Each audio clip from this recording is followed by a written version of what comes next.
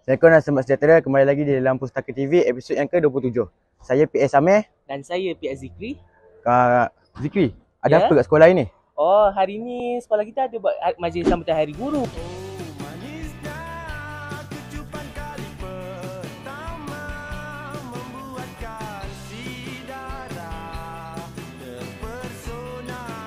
Oh, patutlah semua cikgu pakai jaya cantik. Betul? Waktu rambut semua tertutup serapi. Betul. Okey. Kalau anda nak tengok apa situasi dekat Dewan, mari kita pergi. Let's go.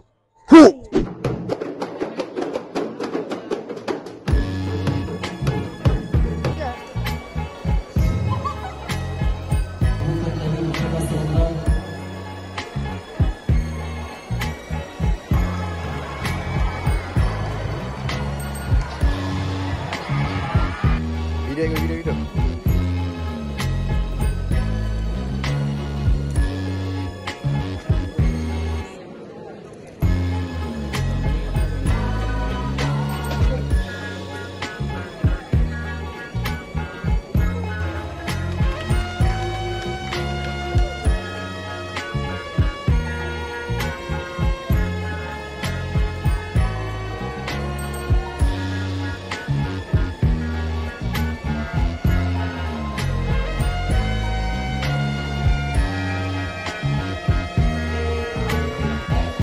Dan menyatakan keyakinan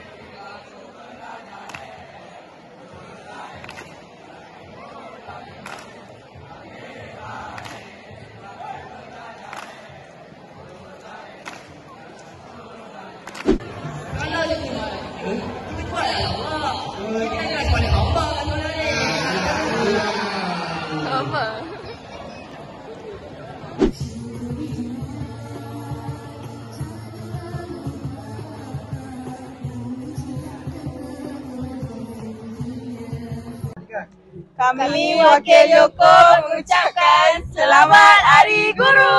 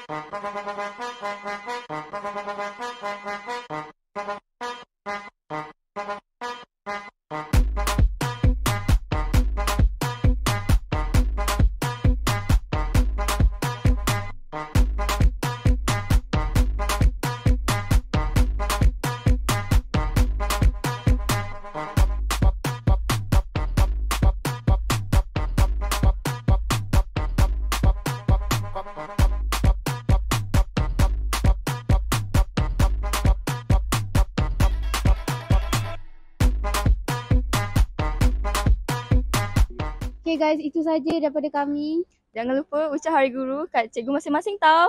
Okay, terima kasih guru kerana tak pernah jemu ajar kami. Smart Innovation, Inspiring the future. Tengoklah sana.